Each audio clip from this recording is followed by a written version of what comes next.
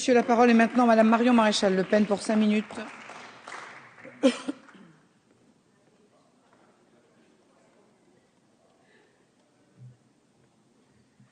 Merci Madame la Présidente, Monsieur le Ministre, chers collègues. Temps fort de notre mandat parlementaire, le débat budgétaire de cette année n'a pas toujours été respectueux du rôle du législateur. Sur le volte-face concernant la taxation de l'EBE, par exemple, les décisions se sont prises autour d'une table avec le MEDEF. Nous avons surtout appris de la bouche du Premier ministre qu'il lançait une remise à plat complète de notre fiscalité. Autrement dit, nous planchions sur des questions qui, dans l'esprit du gouvernement, étaient déjà caduques. Pour ajouter à la cacophonie, le président de la République a annoncé que la dite remise à plat pourrait finalement ne pas avoir lieu, comprenne qui pourra. Mais passé ces incohérences de méthode, il faut en revanche saluer la constance avec laquelle le gouvernement socialiste a pris la suite des années Chirac et Sarkozy en matière d'augmentation à la fois de la dépense publique, de la fiscalité et de la dette. Pour la bientôt 40e année consécutive, l'État vit au-dessus de ses moyens et dépensera 82 milliards de plus que ce qu'il engrange. Il le fait non pas pour investir, mais quasi exclusivement pour assurer son fonctionnement. Pour financer ce train de vie, il ponctionne la richesse par la fiscalité et il emprunte, renvoyant aux générations futures l'addition de sa propre incurie. S'agissant de la fiscalité, notre système reste toujours affligé des mêmes tares.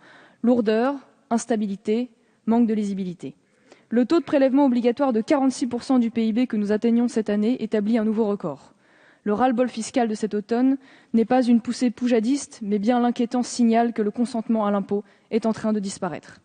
Pour les fonctionnaires de Bercy, comme pour de trop nombreux élus de la majorité, il suffit toujours d'augmenter les taux pour que l'argent rentre. Lorsque je lis par exemple que le plafonnement de l'ISF a coûté 730 millions d'euros, on raisonne comme s'il suffisait de supprimer le plafond des 75% pour faire rentrer tout cet argent. Or, l'exil des ménages, comme des entreprises, se généralise. Ils délocalisent toujours plus nombreux leur patrimoine, leur production ou leurs profits, là où le bâton du fisc se fait moins dur. La réforme de la taxation de l'assurance vie a piégé les épargnants sur un placement jusque-là préservé.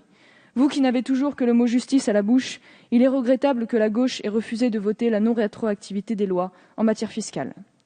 S'agissant de la dette en 2014, la France devra trouver sur les marchés près de 180 milliards d'euros.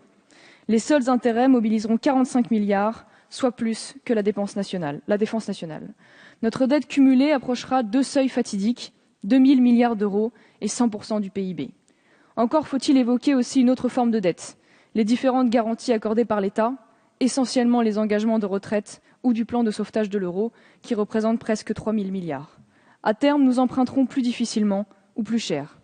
Cette fiscalité et cet endettement ont une cause, notre niveau de dépenses publiques, un des plus élevés des pays développés, qui atteint 57% du PIB. La hausse chronique des dépenses se poursuit, elle ne fait que ralentir, en dépit des efforts déployés pour la masquer par des astuces comptables. Plusieurs de mes collègues de droite savent bien les dénoncer, et pour cause, leurs amis ont usé des mêmes ficelles lorsqu'ils étaient au pouvoir.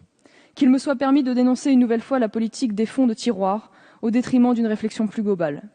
Le gouvernement multiplie la chasse aux niches, pénalisant au passage les familles et les classes moyennes, pour un profit souvent bien modeste au regard des déficits. Mais il néglige les véritables gisements d'économie, celles qui se chiffrent en dizaines de milliards, la lutte contre la fraude aux prestations et aux cotisations sociales, la lutte contre l'économie parallèle alimentée par l'immigration clandestine, ou encore la rationalisation des aides sociales, notamment au travers de la priorité donnée aux nationaux pour les allocations ne dépendant pas du niveau de contribution.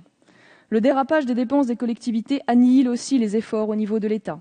On comprend dès lors mal pourquoi la gauche s'est empressée de rétablir cette année la clause générale de compétences pour les départements et les régions.